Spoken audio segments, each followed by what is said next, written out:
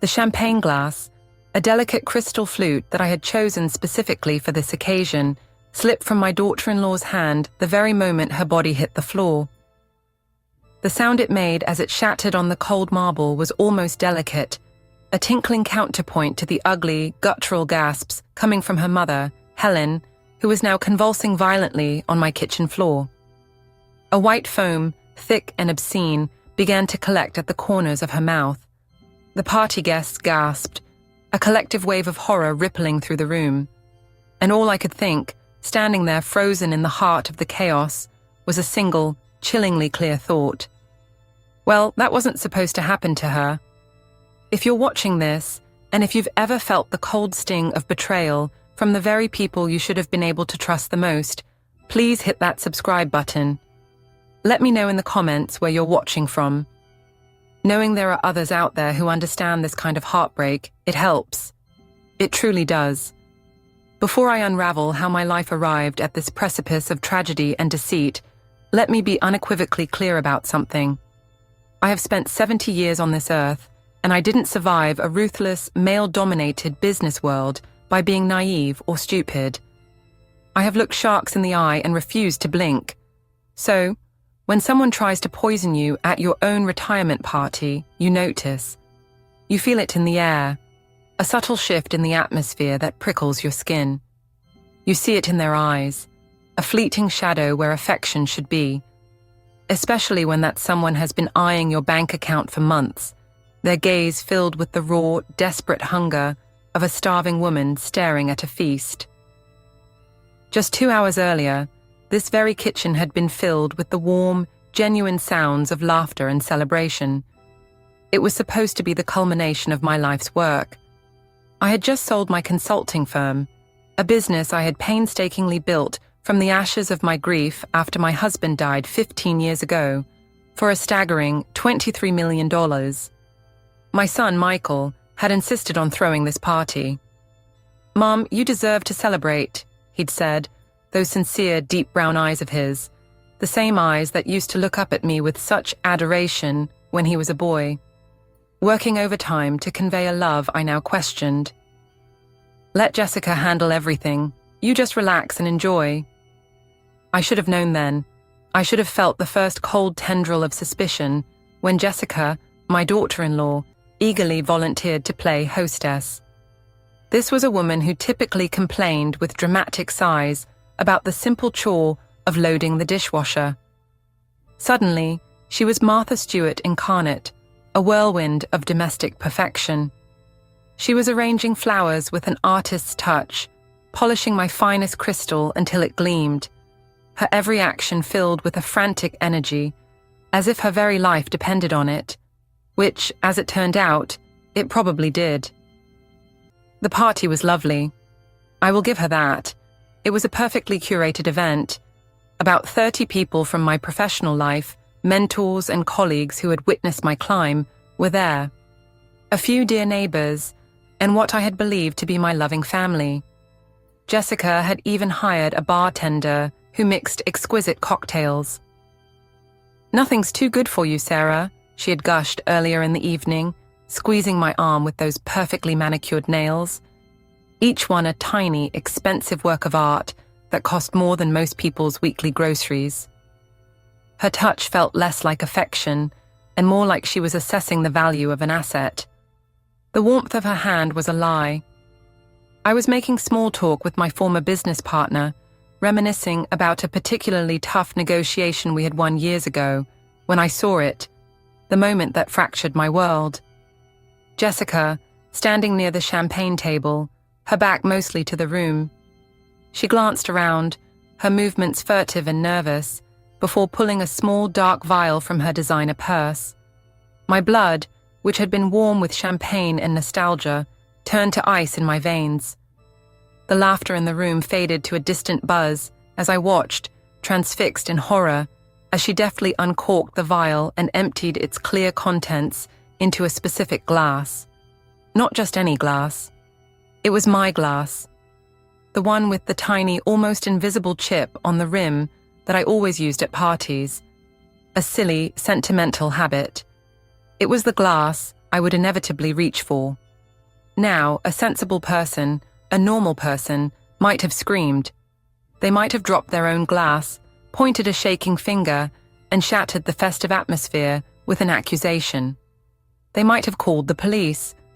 But I have learned, in boardrooms and in life, that sometimes the best way to catch a venomous snake is to let it think it has successfully cornered a helpless mouse. So I smiled. I forced my lips into a pleasant shape, nodded at whatever my business partner was saying about market trends, and I kept watching, my heart a frozen stone in my chest. Jessica picked up my doctored champagne, her hand surprisingly steady, and began walking toward me. Her face was a perfect mask of daughterly concern, an expression of loving care she had practiced to perfection. "Sarah, you look tired," she said, her voice dripping with false sympathy as she offered me the poisoned glass. "Here, have some champagne. You've earned it." The irony was so thick it was almost suffocating. I took the glass, my fingers brushing against hers. I thanked her warmly, my own voice a marvel of control. And then I waited. My mind was racing, 1,000 scenarios playing out, but on the outside, I was the picture of a contented retiree. About 10 minutes later, when she was suitably distracted, showing off a new diamond tennis bracelet to our impressed neighbors, I made my move.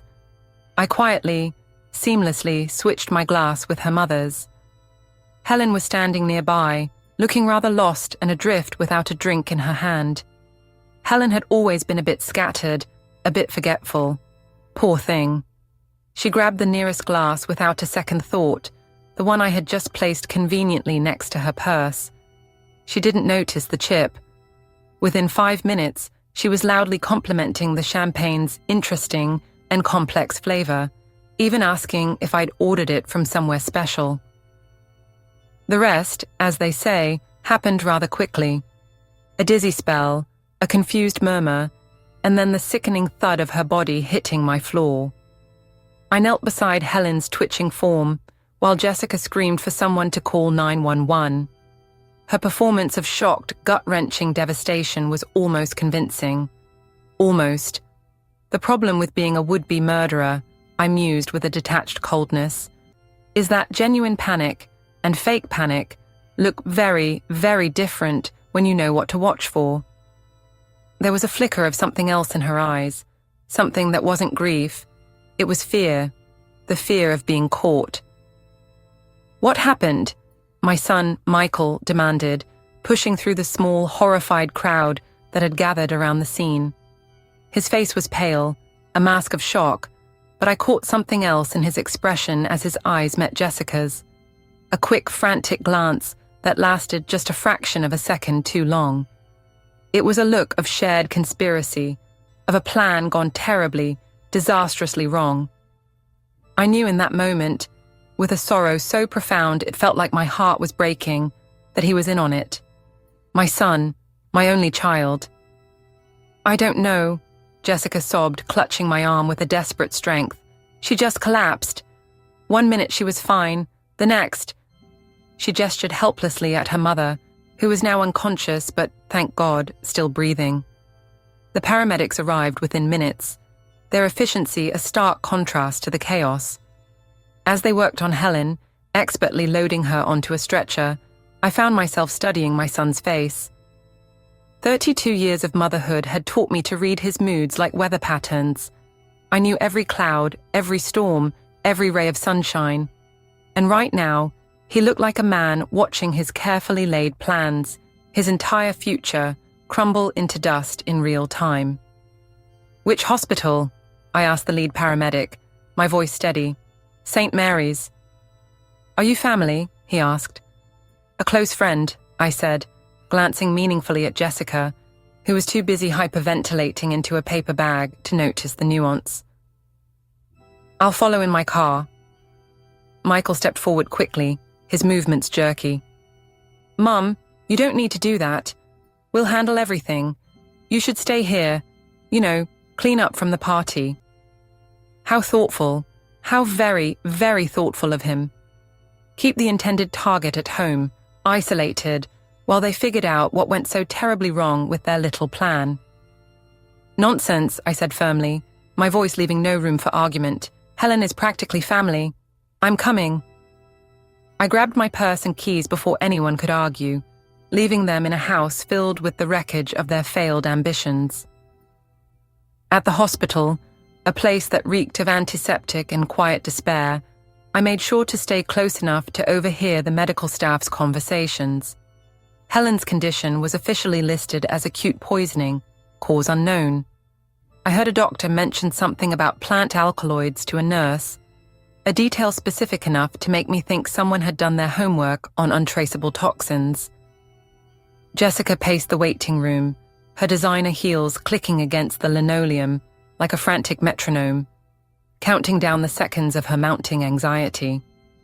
Michael sat rigidly in a hard plastic chair, his phone buzzing constantly with texts he seemed reluctant to answer. He looked like a trapped animal. "This is just terrible," Jessica said for the 5th time, her voice a theatrical wail. "Poor Mom. I just can't understand how this happened." I patted her shoulder sympathetically, playing my part. "These things are often a mystery, dear. I'm sure the doctors will figure it out." Then I added, my voice laced with casual innocence, "You know, it's lucky she didn't drink much of that champagne. She only had a few sips before she collapsed." Jessica's step faltered, an almost imperceptible hesitation. "Champagne? You think the champagne caused this?" Her voice was a little too sharp. "Oh, I'm sure it's nothing," I said with a dismissive wave of my hand. "Just an old woman's mind looking for patterns where there aren't any." But her face had gone a shade paler, and her hands were trembling slightly as she reached for a cup of coffee.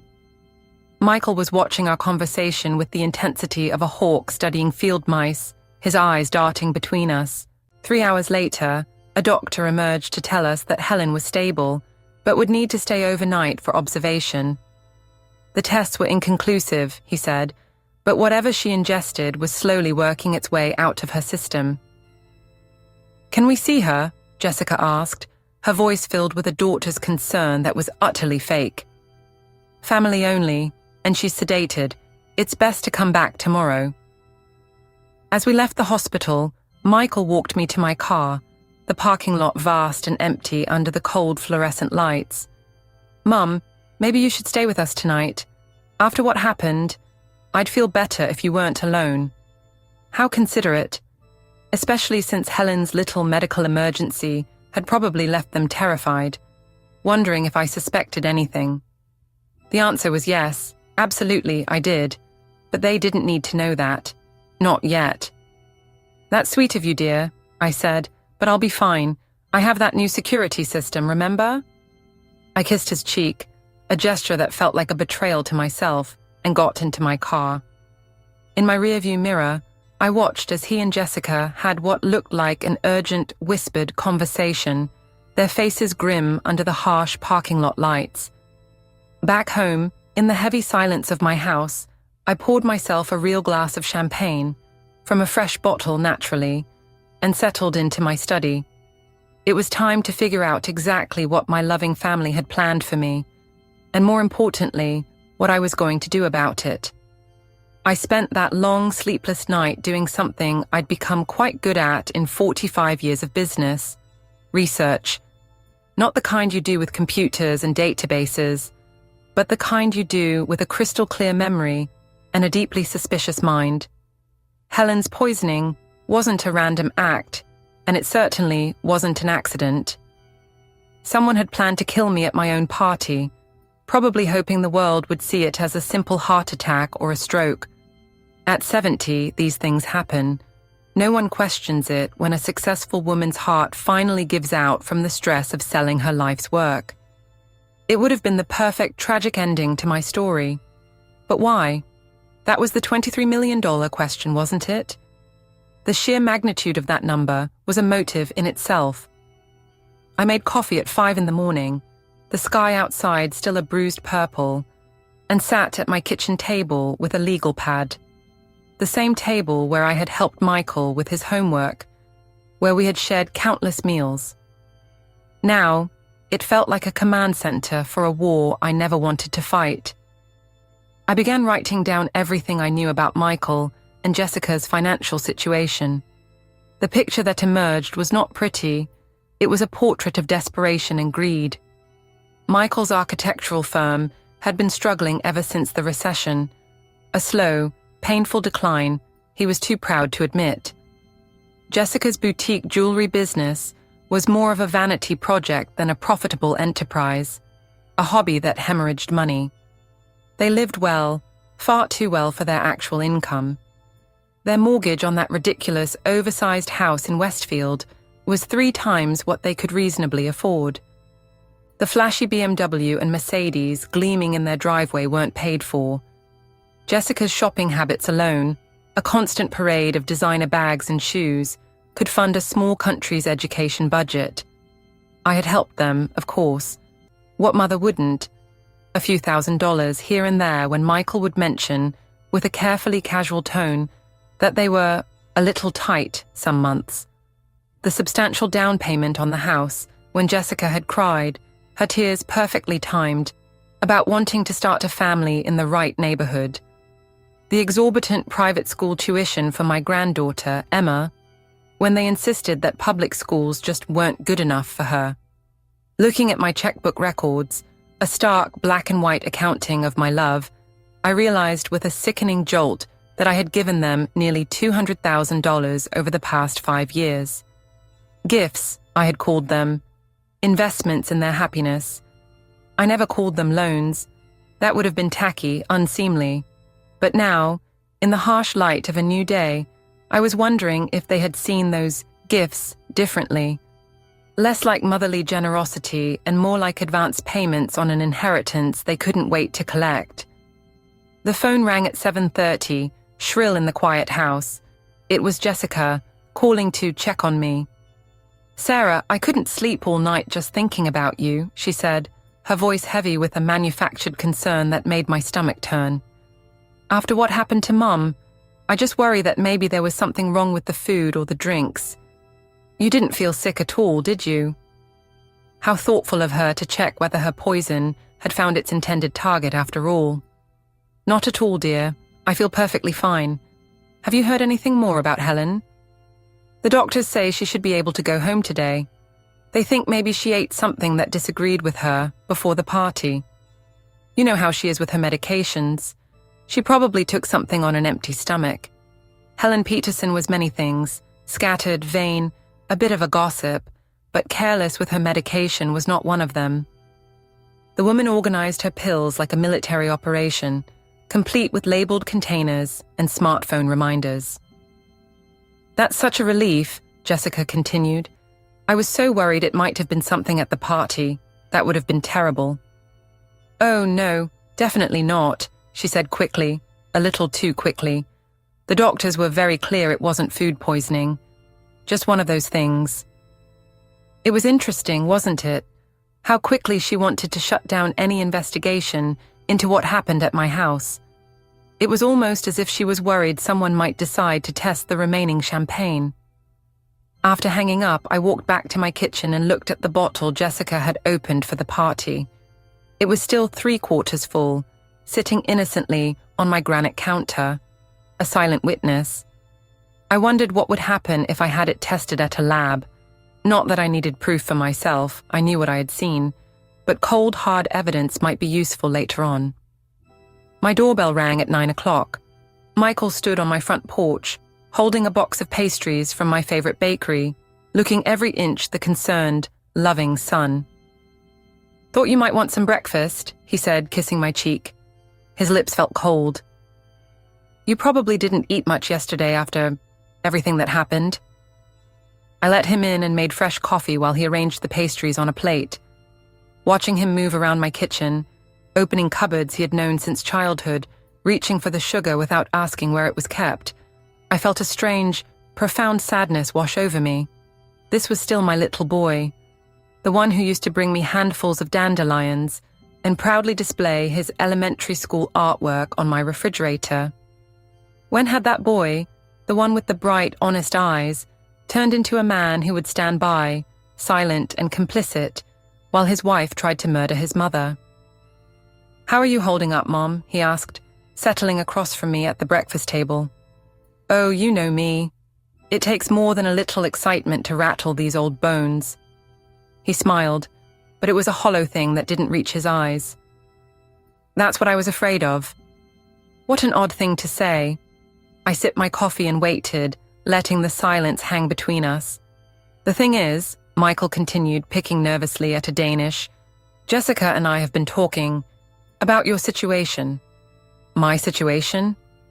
"You're 70 years old, Mom, living alone in this big house. All that money from the sale." He gestured vaguely, his hand sweeping through the air.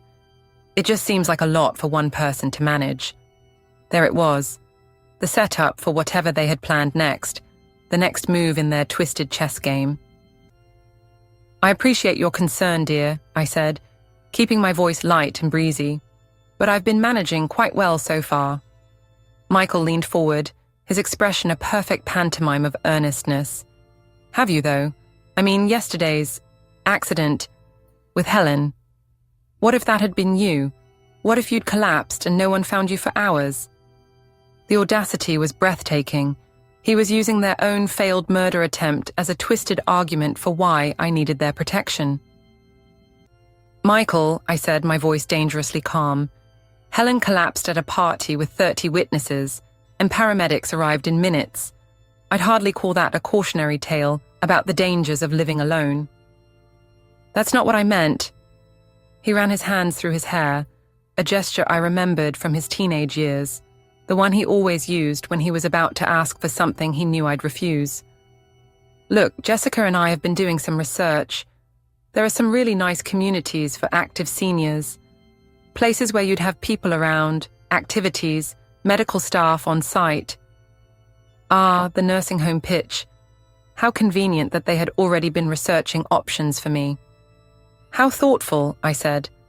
"And I suppose you found something specific in mind?" "Actually, yes." He pulled out his phone and showed me a glossy website. Sunset Manor. It's only 20 minutes from our house, so we could visit all the time. They have a golf course, a spa, cultural activities. It's more like a resort than a retirement home. I studied the pictures of smiling elderly people playing bridge and doing water aerobics. Everyone looked so peaceful and content, probably because they were heavily medicated and stripped of their autonomy. "The only thing is," Michael continued, his voice dropping to a conspiratorial tone, "there's usually a waiting list, but if someone wanted to move in quickly, they'd need to pay the full entrance fee up front. It's significant, about $400,000, but it covers everything. Housing, meals, medical care. For life.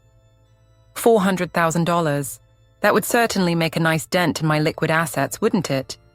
And once I was safely tucked away in Sunset Manor, who would have power of attorney over the remaining $22 million? Who would be making decisions about my care and, more importantly, my money?" "It sounds lovely," I said, "but you know, I'm quite happy here. This house holds so many precious memories of your father." "Mom, Dad's been gone for 15 years. Don't you think it's time to start a new chapter?" The gentle concern in his voice made my heart ache with a sorrow so deep it was a physical pain. If I hadn't seen what I had seen the night before, I might have actually considered his suggestion. My son, worried about his aging mother, wanting to make sure she was safe and cared for. It would have been touching. Instead, it was terrifying. "I'll think about it," I said finally. "It's a big decision." Michael's relief was so palpable it was almost comical. "Of course. Take all the time you need. Maybe we could drive out there next week just to look around." "Maybe." I stood up and began clearing the breakfast dishes, a familiar, motherly gesture that now felt like a charade. "You know, I should call Helen today. Make sure she's feeling better." "Actually, Mom, Jessica asked me to tell you that Helen probably needs to rest for a few days. The doctor said visitors might be too stimulating while she recovers." "How convenient. Keep me away from the victim until the evidence is out of her system, and she can't remember the details clearly." After Michael left, I sat in my study and thought about the timing. They had waited until after I sold the company to make their move. Smart. If I had died 6 months ago, my $23 million would have gone to Michael in my will anyway. But as a gift from a living person, it would face different, more complex tax implications. Killing me now, especially if they could manufacture signs of declining mental capacity first, would give them grounds to challenge any recent changes to my estate plans. The phone rang. It was my attorney, David Hartwell, returning a call I'd made earlier. "Sarah, good to hear from you. How was the retirement party?" "Eventful," I said dryly. "David, I need to see you, as soon as possible." "Is everything all right?" I looked out my study window at the garden my husband had planted 20 years ago. The roses were blooming beautifully, their vibrant colors a stark contrast to the ugliness that had invaded my life. They thrived, despite having no one to tend them but an old woman who apparently couldn't be trusted to manage her own life. "I'm not sure," I said, my voice heavy with the weight of it all, "but I think I'm about to find out." David Hartwell had been my attorney for 20 years, which meant he'd seen me through the gut-wrenching grief of my husband's death, the arduous building of my business, and every major decision since. He was a thin, precise man who kept his emotions carefully controlled, a rock in the turbulent waters of my life. David was exactly the kind of lawyer you wanted when you suspected your family was trying to kill you. His office, overlooking downtown from the 15th floor, was all dark wood and leather chairs, designed to inspire confidence and intimidate opponents. I had always felt safe there, surrounded by the comforting scent of old law books and expensive cologne. "Tell me everything," David said after his secretary brought us coffee and closed the door, creating a cocoon of confidentiality. I told him every sickening detail: the party, the vial, the chipped glass, Helen's collapse, Michael's chillingly casual visit that morning. David listened without interruption, his face impassive, occasionally making sharp, precise notes on his legal pad. "You're certain about what you saw?" he asked when I finished, his voice neutral. "As certain as I am that I'm sitting in this chair, David." He leaned back, tapping his pen against his lips, his mind clearly working through the legal labyrinth. "The problem, Sarah, is proving intent. Jessica could claim she was adding something harmless to the champagne, a supplement, a flavoring, something personal. Without testing the remaining champagne, we have no concrete evidence of attempted murder. Then let's test it. If we find poison, we have proof she attempted to kill someone. But we still can't prove she intended to kill you specifically. She could claim she was targeting her own mother for insurance money, or that it was meant for someone else entirely. It becomes her word against yours. I hadn't considered that angle. So even with proof of poisoning, they could potentially escape a murder charge. Attempted murder, yes, David clarified. But Sarah, there's something else we need to discuss. His expression grew serious, his eyes filled with a new level of concern. If they're willing to kill you for your money, they might try other approaches first. Legal challenges to your competency, for instance. On what grounds? Your age, living alone, the immense stress of selling your business. If they can establish a pattern of declining judgment or mental capacity, they could petition the court for guardianship. Once they control your person, they control your assets. The nursing home suggestion suddenly made a horrifying amount of sense. Get me isolated, surrounded by medical professionals who might be willing to document non-existent signs of confusion or dementia, especially if those professionals were being paid handsomely for their observations. What do I need to do? I asked, my voice a whisper. David opened a file drawer and pulled out a thick folder. First, we document your current mental state. I'll arrange for you to be evaluated by a top geriatric psychiatrist, someone who specializes in competency assessments for high-net-worth elderly clients. We get that on record immediately. And then, David's smile was sharp, predatory. Then we get creative with your estate planning. If Michael and Jessica want to play games with your money, let's make sure they're playing by your rules. We spent the next 2 hours going over options, complex trust structures, that would make it nearly impossible for anyone to challenge my decisions, ironclad medical directives that specified exactly who could and couldn't make healthcare decisions on my behalf, and financial arrangements that would trigger automatic forensic audits if anyone attempted to access my accounts without proper authorization. It was a fortress of legal protection. "There's one more thing," David said as I prepared to leave, his voice grave. "Given what you've told me about last night, I think you should seriously consider your personal safety. If they tried once, they'll try again, probably more carefully next time." I thought about Michael's suggestion that I stay with them. How convenient that would have been. A grieving widow, distraught over a friend's sudden illness, perhaps taking a sedative to help her sleep. So easy for an elderly woman to accidentally take too many pills.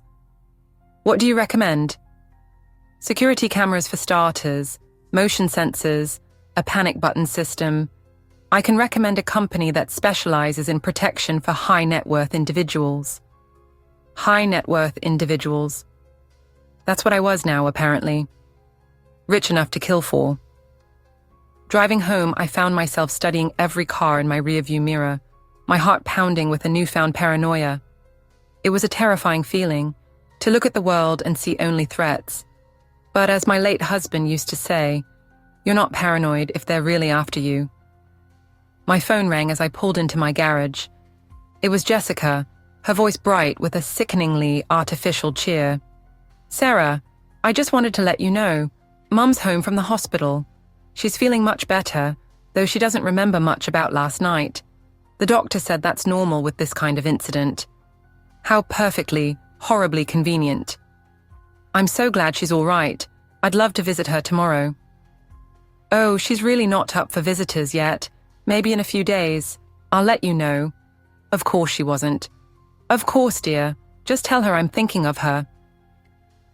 After hanging up, I sat in my car for a long moment, looking at the house I had called home for 30 years. My husband and I had bought it when Michael was 10. Full of dreams about chaotic family dinners and joyous holiday gatherings. The mortgage had been a terrifying stretch back then, but we had been young and optimistic, certain that our love and hard work would see us through. Now it felt like a fortress under siege, but I had been in business long enough to know that sometimes the best defense is a good offense. It was time to show my family what a 70-year-old woman, pushed to the edge, was really capable of. What would you have done in my position? Would you have confronted them immediately, or would you, like me, have started planning a counterattack? Let me know your thoughts in the comments below. And if you're finding this story as shocking as I did living it, please give this video a like to help it reach more people. The security company arrived at 8 the next morning. 3 discreet technicians in unmarked vans spent the day installing a web of cameras, motion detectors, and a panic button system that could summon the police in under 3 minutes. I told the neighbors I'd been having some problems with package theft, a believable enough story in any suburban neighborhood these days. By afternoon, my house was better protected than most jewelry stores. But the real security, the real peace of mind, came from the envelope David's messenger delivered at 2 o'clock. My updated will, my new trust documents, and the medical directives, all properly witnessed and notarized. If Michael and Jessica wanted my money, they would have to wait for it, and they would be getting a lot less than they expected. The new will cut Michael's inheritance from everything to a modest trust fund that would pay him $50,000 a year for life. Enough to live comfortably, certainly, but not nearly enough to fund their current, extravagant lifestyle. The bulk of my estate, the millions I had worked so hard for, would now go to cancer research, with smaller but significant amounts to several charities I had supported over the years. As for Jessica, she got nothing, not a single penny. I had never liked the woman, her avarice was thinly veiled, but I had tolerated her for Michael's sake.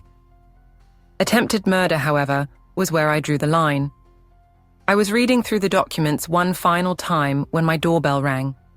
Through the new security monitor, I could see Michael and Jessica standing on my front porch, both looking somewhat grim. "Mom, we need to talk," Michael said when I opened the door. "Of course, dear. Come in."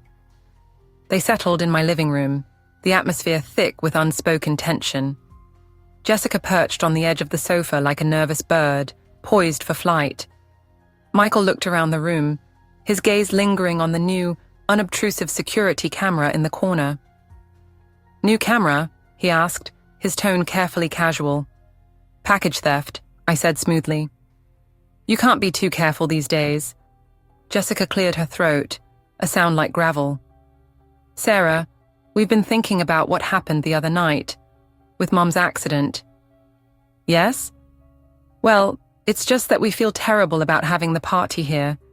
If something we brought caused her to get sick..." She trailed off, dabbing at her dry eyes with the tissue. I watched this performance with a detached, professional appreciation. Jessica had clearly been practicing in front of a mirror. "I'm sure it wasn't anything you brought, dear." "But what if it was?" Michael leaned forward, his face a mask of concern. "What if there was something wrong with the champagne, or the food? Mom, I'd never forgive myself if we'd accidentally put you in danger." Here it came, the next phase of their manipulation, the setup for whatever they had planned next. "The point is," Jessica said, her voice now firm, "we think it might be better if we took care of you for a while, just until we're sure you're safe." "Took care of me? How?" "Well, you could stay with us," Michael said. "Just temporarily. Until we figure out what happened the other night." I let the silence stretch, watching their faces. Michael looked genuinely worried. He had always been good at convincing himself that his selfish motivations were pure. Jessica, on the other hand, just looked like a woman whose mortgage payment was dangerously overdue. "That's very thoughtful," I said finally, "but I'm perfectly safe here." "Are you, though?" Jessica's voice took on a sharp edge. "You're 70 years old, Sarah, living all alone. What if something happens and no one finds you for days?" The same argument Michael had made yesterday.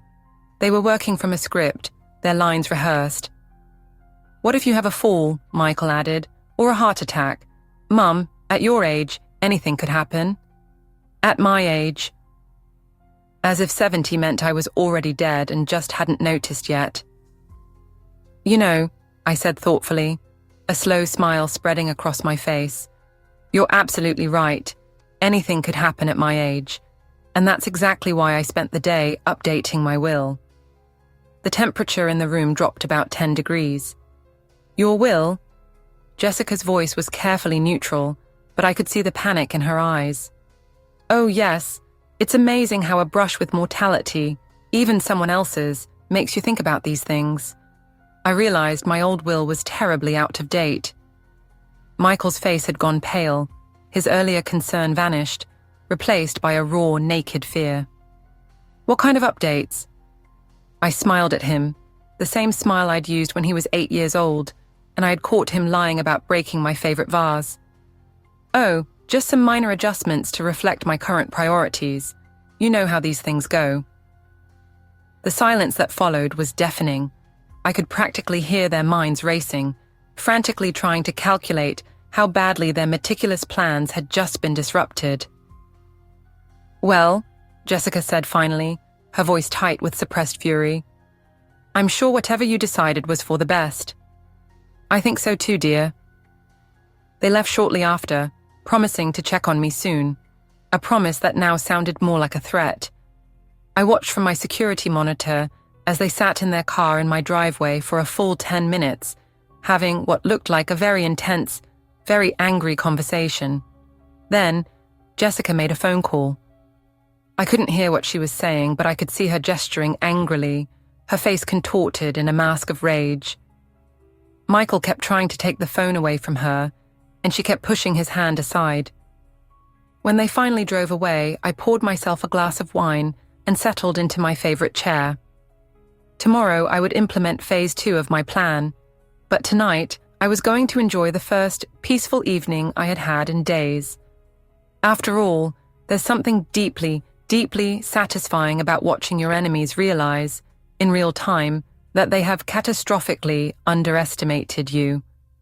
The game was just beginning, and I had been playing it a lot longer than they had. The next morning brought a visitor I wasn't expecting. Helen Peterson stood on my doorstep, looking pale but determined, clutching a small purse like a lifeline. "Sarah, I need to talk to you," she said without preamble. "It's about the other night." I invited her in and made tea, studying her face for any lingering signs of the poisoning. She looked tired, her eyes haunted, but she was alert, certainly more coherent than her daughter would have liked me to believe. "Jessica told me I had some kind of reaction to my medication," Helen said, settling into my living room chair. "But Sarah, I don't take any medications except vitamins. I haven't for years." "Interesting. What do you remember about the party?" "Everything, until I started feeling dizzy. I remember the champagne tasting strange, bitter, almost metallic, and I remember seeing Jessica near the drinks table earlier, doing something with a small bottle." My pulse quickened. "What kind of bottle?" "Like an eyedropper bottle, the kind you'd use for essential oils or other things." Helen's hands shook slightly as she set down her teacup. "Sarah, I think my daughter tried to poison you." "Why would you think that?" Helen's laugh was a bitter, broken sound. "Because she's been talking about your money for months. About how unfair it is that you have so much and they struggle. About how much easier their lives would be if something happened to you." The pieces were falling into place, forming a picture of monstrous greed. "Has she said anything specific?" "Last month she asked me if I thought you had updated your will recently. She seemed very, very concerned about Michael's inheritance." Helen met my eyes, her own filled with a mother's shame and fear. "Sarah, I think they've been planning this for a while." I made a decision. Helen deserved to know the full truth of what her daughter had tried to do, and I needed an ally, someone who had witnessed their behavior firsthand. "Helen, I saw Jessica put something in my champagne glass. I switched our drinks deliberately." The color drained from her face, leaving her looking ashen. "She tried to kill you, and I almost died instead." "Yes." We sat in silence for a moment, the magnitude of what had happened hanging heavy in the air between us. "What are you going to do?" Helen asked finally, her voice a whisper. "I'm going to give them exactly what they want," I said. "Just not in the way they expect to get it." Helen raised a skeptical eyebrow. "What does that mean?" "It means," I said, a cold smile touching my lips, "your daughter and my son are about to learn that some games have much higher stakes than they ever realized." After Helen left, her promise of support a small comfort in this nightmare, I made a phone call to an old business contact. Patricia Williams ran a private investigation firm that specialized in corporate espionage and background checks. We had worked together several times over the years when I needed information about potential business partners. "Sarah Wilson," Patricia's voice was warm through the phone. "I heard about your sale. Congratulations." "Thank you, Patricia. I need a favor. A personal one." "What kind of favor?" "I need to know everything about my son's finances. Bank accounts, credit cards, loans, investments. Everything." There was a pause. "Sarah, are you sure? Sometimes family information can be uncomfortable." "I'm sure. Give me 48 hours." While Patricia worked her magic, I implemented the next phase of my plan. I called Michael and asked him to meet me for lunch at our old favorite restaurant, the place where we had celebrated his graduation from architecture school, his wedding, Emma's birth. So many happy memories, now tainted by his betrayal. He arrived looking nervous, constantly checking his phone, his anxiety palpable. "How are you feeling, Mum?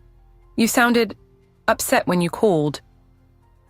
"I've been thinking about what you and Jessica said, about my safety, about planning for the future." His face brightened, a flicker of hope in his tired eyes. "And I think you're right. I think it's time to make some changes." Michael leaned forward eagerly, the predator scenting its prey. "What kind of changes?" "Well, I've been looking into Sunset Manor, the place you mentioned. I called them this morning." That's wonderful, Mom. I think you'll really like it there. They do have an opening, but it needs to be filled quickly. Someone else is interested in the same unit. How quickly? Next week. I'd need to pay the entrance fee by Friday to secure it. Michael's excitement was almost childlike in its transparency. That's not a problem, is it? You have the money from the sale. Of course I do, it's just, well, it's a big step. I thought maybe you and Jessica could help me with the paperwork. Make sure I'm making the right decision. Absolutely. We'd be happy to help. I smiled at my son, memorizing his face, the face I had loved so unconditionally for 32 years. In a few days, that eager, hopeful expression would be replaced by something very, very different.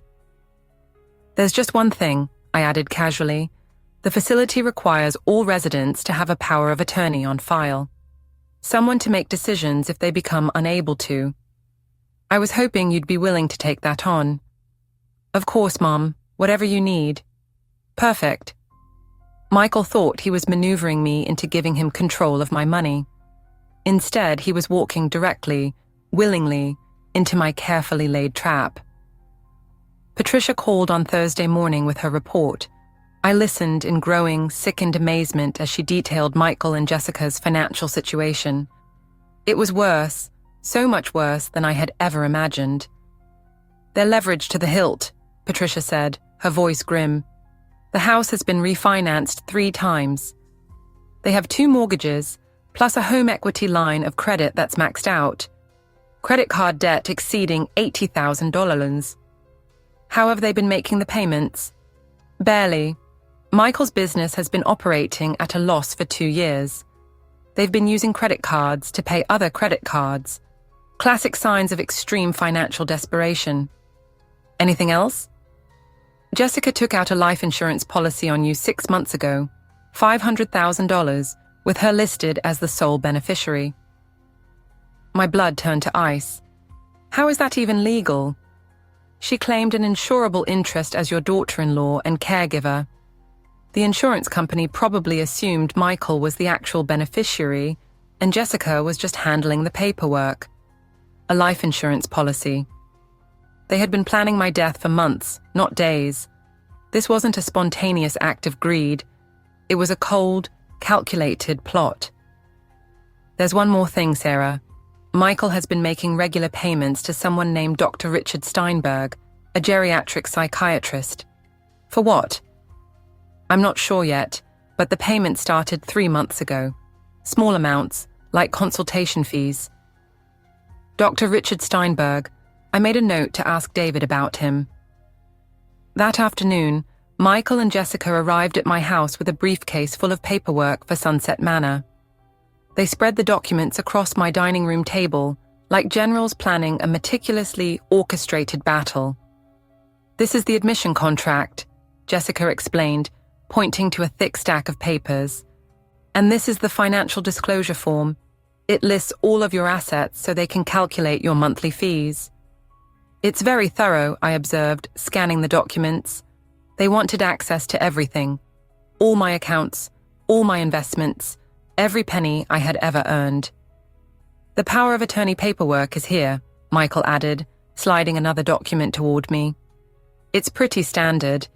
It just gives me the authority to handle your financial affairs if you can't. I read through the power of attorney document carefully. It was far more comprehensive than Michael had indicated. With my signature, he would have immediate, unfettered access to my bank accounts, my investment portfolios, and the authority to make any financial decisions on my behalf. This seems quite broad, I said, my voice carefully neutral. Do I really need to give you this much authority? Mom, it's just a precaution, Michael said, his voice smooth as silk. The facility requires it, and honestly, at your age, it's good to have someone younger handling the complicated financial stuff. At my age, there was that condescending phrase again. What if I change my mind about Sunset Manor? I asked. Can this be revoked? Michael and Jessica exchanged a quick, almost imperceptible glance. Well, technically, yes, Jessica said, But the facility has very strict policies about residents who try to leave. There are medical evaluations, waiting periods. It's very complicated. Of course it was. Once I signed these papers and moved into Sunset Manor, they would control my money and could make it incredibly difficult for me to leave, especially if the accommodating Dr. Richard Steinberg was standing by to evaluate my mental competency. I need to think about this overnight, I said, gathering the papers. It's a big decision. Michael's face fell, his disappointment evident. Mum, remember, we need to submit everything by tomorrow if you want the unit. I understand. I'll have an answer for you in the morning. After they left, I called David Hartwell. David, what can you tell me about a Dr. Richard Steinberg? Steinberg, he's a geriatric psychiatrist, specializes in competency evaluations for elderly patients. Why? My son has been paying him for consultations. There was a long, heavy pause on the other end of the line. Sarah, David said finally, his voice grave, Steinberg has a reputation for being accommodating to families who are concerned about an elderly relative's judgment. His evaluations tend to support whatever outcome the family is seeking. You mean he's willing to declare people incompetent for money? I couldn't say that officially, but I have seen several cases where families use Steinberg's evaluations to gain control of an elderly person's assets. The picture was now crystal clear, a horrifying tapestry of greed and deceit. Michael and Jessica weren't just after my money.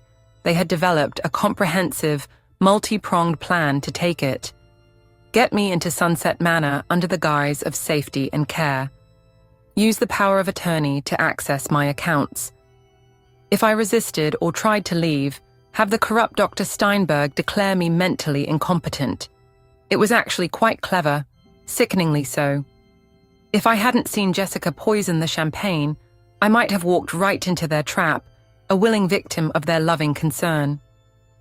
David, I need you to prepare something for me, I said, my voice now hard as steel, and I need it ready by tomorrow morning.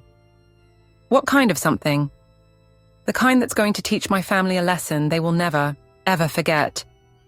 That evening, I sat in my study, going over the plan one more time.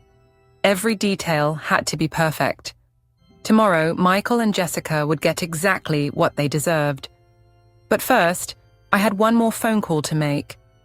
Friday morning arrived grey and drizzling, the kind of weather that made everything seem ominous and foreboding. Perfect for what I had planned. Michael and Jessica arrived at 9 sharp, both dressed like they were attending a high-stakes business meeting, which, in a way, they were. Have you decided, Mom? Michael asked, settling into my living room with a barely contained excitement that was nauseating to witness. I have. I pulled out the Sunset Manor paperwork, now signed and notarized. I think you're right. It's time for me to start this new chapter. Jessica's relief was so visible it was almost laughable. Oh, Sarah, I'm so glad. You're going to love it there. I'm sure I will. And Michael, I've signed the power of attorney papers as well. Michael's hands actually trembled as he took the documents from me. This is the right decision, Mom. You won't regret it. I smiled at him, a sad, knowing smile. I'm sure I won't. We spent the next hour going over the financial paperwork.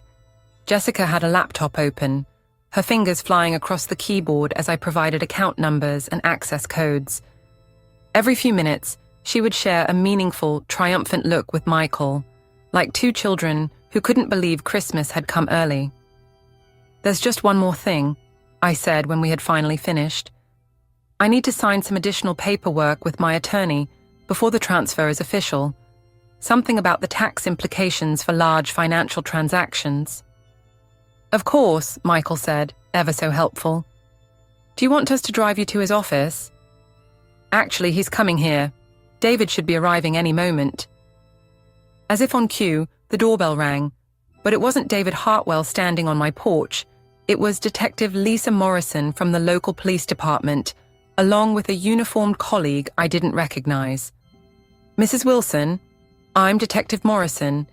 We need to speak with you about an incident that occurred at your home earlier this week. Michael stood up quickly, his face a mask of confusion. What kind of incident? A suspected poisoning, Detective Morrison said, her gaze moving slowly between Michael and Jessica. We understand there was a medical emergency here during a party. Jessica's face had gone chalk white. That was my mother. She had a reaction to her medication. The doctor said it wasn't serious. Actually, Mrs. Hartwell, Detective Morrison said, pulling out a notebook, that's not what the hospital reported. The toxicology results show your mother ingested a concentrated amount of oleander extract. That's not a medication. It's a deadly poison. The silence in my living room was so profound, I could hear my own heart beating. We also had the remaining champagne from that evening tested, the detective continued, her voice relentless. The bottle that was opened for the party contained the same oleander extract.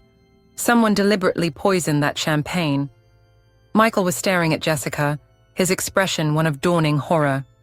Jess, what did you do? I didn't do anything. Jessica's voice was shrill with panic. This is crazy. Why would I poison my own mother? That's what we're trying to figure out, Detective Morrison said calmly. Especially since the champagne glass with the highest concentration of poison was originally intended for Mrs. Wilson here. Jessica looked like she might faint. Michael sank back into his chair, his face ashen. There's something else, I said quietly, my voice cutting through the tension. Detective, show them the insurance policy. Detective Morrison nodded and pulled out another document. Mrs. Hartwell, we discovered you took out a $500,000 life insurance policy on Mrs. Wilson 6 months ago. That gives you a clear financial motive for attempted murder. This is insane, Jessica whispered, her eyes wide with terror. Sarah, tell them this is insane. I looked at my daughter-in-law, this woman who had pretended to care about me while meticulously planning my death. I saw you put the poison in my champagne glass, Jessica. I switched our drinks deliberately. Michael's head snapped up, his eyes filled with a desperate, pleading disbelief. You knew? You knew she was trying to poison you? I've known for days. I also know about your financial situation, about Dr. Steinberg, about your plan to have me declared incompetent. I know about everything.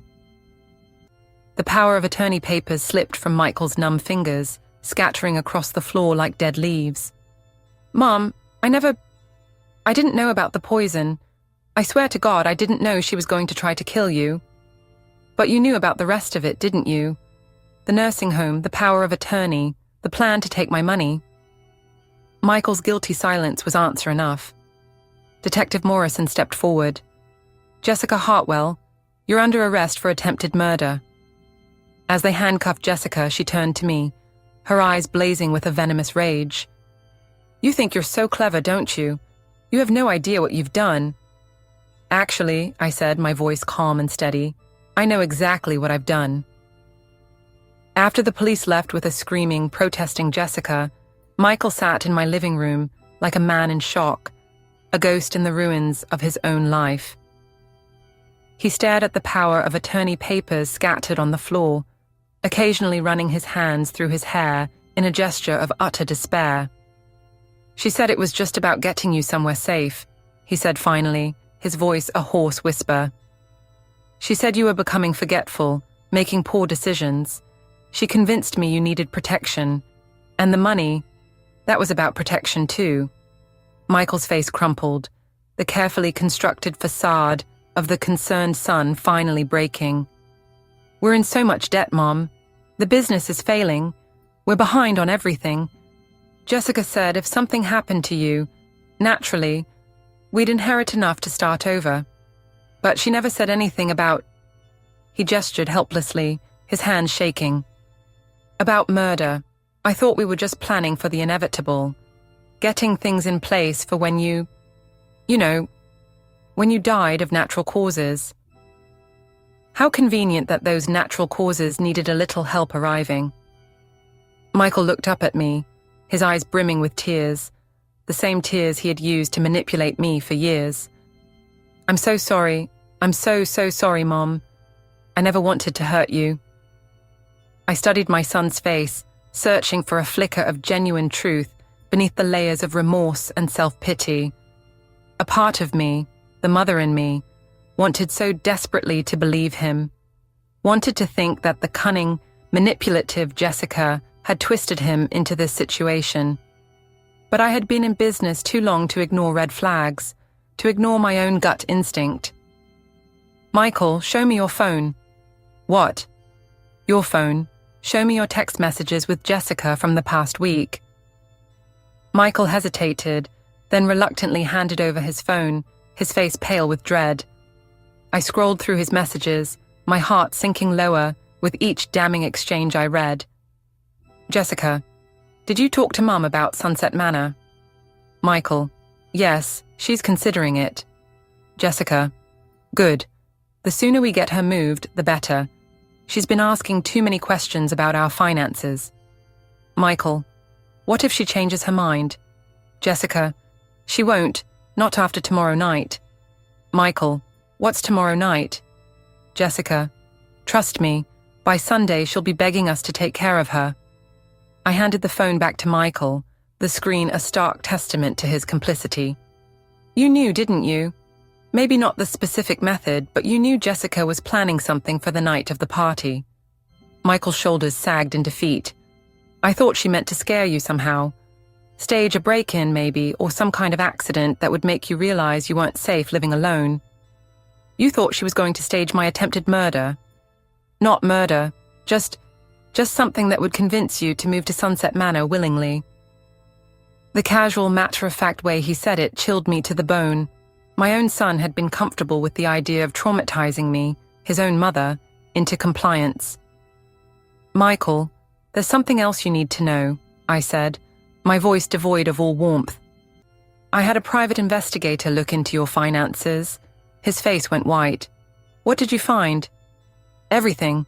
The debt, the failed business, the fact that you've been living far beyond your means for years."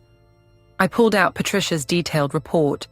But there was one thing that particularly interested me: the payments to Dr. Steinberg. "Mom, I can explain."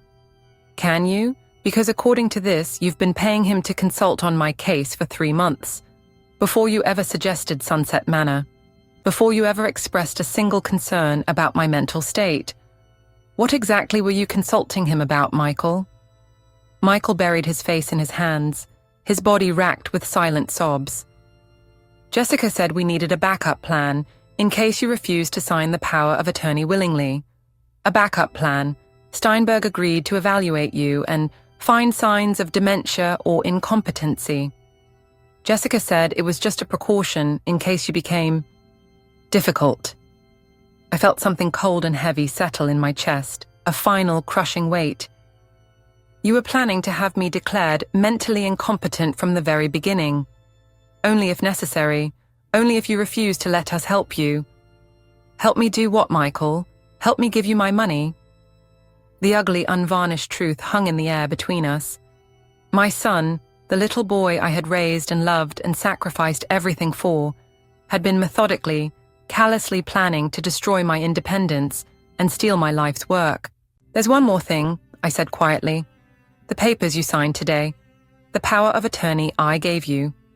Michael looked up, a desperate, pathetic hope flickering in his eyes. "Yes?" "They're fake. David prepared them specially for this meeting.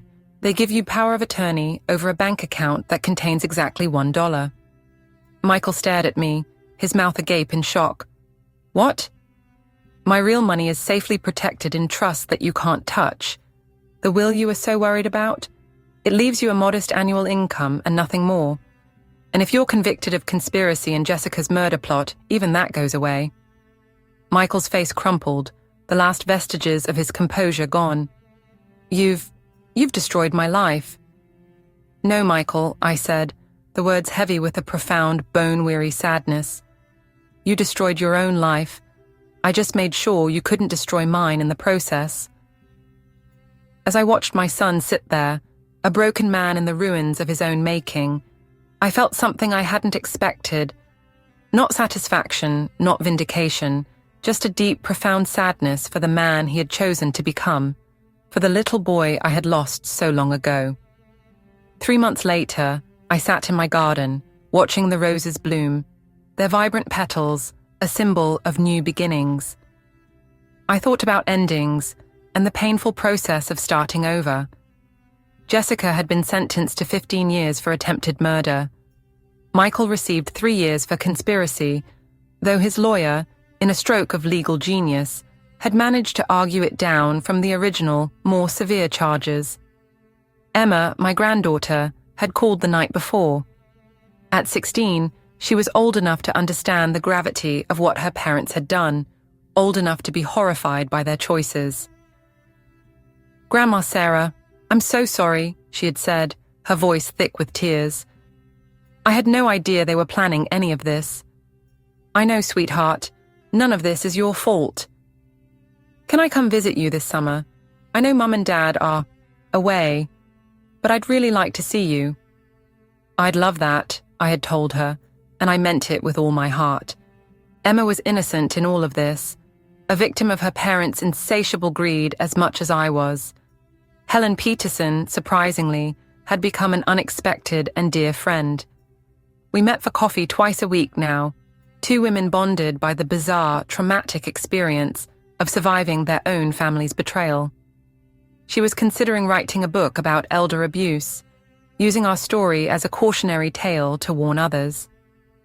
"You know," Helen said during our last coffee date, her voice thoughtful, "I keep thinking about how close they came to getting away with it." "They never had a chance," I replied, a grim certainty in my voice. "I've been dealing with people who wanted my money for 40 years. The only difference this time was that they shared my DNA. Helen laughed, a sad, knowing sound. "Do you ever regret how it ended? With both of them in prison?" I considered the question seriously. Did I regret it? Michael was my son, the child I had raised and loved with every fiber of my being. But he was also a man who had been willing to stand by and watch his mother be destroyed for money. "I regret that it was necessary," I said finally. "But I don't regret protecting myself." The doorbell interrupted my garden reverie. Through the security monitor, I could see David Hartwell standing on my porch, holding a briefcase and looking unusually pleased with himself. "David, what brings you by?" "Good news," he said, settling into my living room with a triumphant smile. "The insurance company has decided not to contest Jessica's policy on your life. Since she was convicted of attempting to murder you, they're voiding the policy and returning all the premiums she paid." "That's something, I suppose." "There's more. Michael's creditors are seizing all his assets to pay his debts. That includes the house you helped them buy. They're asking if you want to make an offer." I thought about Michael and Jessica's house, with its cold granite countertops and cavernous cathedral ceilings, all those beautiful empty things they had wanted so desperately. "No," I said, a sense of peace settling over me. "Let someone else have it, someone who can afford it honestly." David nodded and pulled out another document. "The final item. Your trust restructuring is complete. Your money is now protected in perpetuity. No one can access it without your explicit written consent. And if anyone ever attempts to have you declared incompetent, the trust automatically transfers to charity." "Thank you, David, for everything." After he left, I poured myself a glass of wine and sat on my deck, watching the sunset paint the sky in breathtaking shades of gold and pink. At 70, I had learned that money brings out both the best and the worst in people. Unfortunately, it had brought out the absolute worst in my own family. But I had also learned something else, something far more valuable. I was stronger than I had ever given myself credit for. Smart enough to see through their elaborate plans, tough enough to stop them, and resilient enough to build a new life without them. My phone buzzed with a text from Emma. "Grandma, I got accepted to Northwestern for pre-law, just like you suggested. Can't wait to tell you all about it when I visit." I smiled, my heart full, typing back, "Congratulations, sweetheart. I'm so proud of you." Maybe that was the real victory, not stopping Michael and Jessica's heinous scheme, but ensuring that the next generation would have a chance to choose a better path. Emma would grow up knowing that money was a tool, not a goal. That family meant support and love, not exploitation and greed. The roses in my garden were blooming beautifully, tended now by a wonderful landscaping service I could easily afford. The house felt peaceful, protected by security systems and legal documents that ensured my hard-won independence. I had started this story talking about a failed poisoning at my retirement party, but really, it was about something much more important: the difference between being old and being powerless. I might be 70, but I was far from powerless, and anyone who ever tried to test that theory would learn, as Michael and Jessica had, that underestimating a sharp old woman is a very, very expensive mistake. Sometimes the best revenge is simply living well and making sure the people who wronged you don't get to enjoy the fruits of their schemes. I had done both, and I would sleep just fine knowing it. After all, at my age, a good night's sleep is worth more than all the money in the world. The fact that I had both was just a bonus. Thank you for listening to my story. It wasn't easy to tell, but it's important that these stories are heard. If you've made it this far, please don't forget to subscribe to the channel and share this video with someone who needs to hear it. And please, share your story in the comments. Your voice matters. We are stronger together.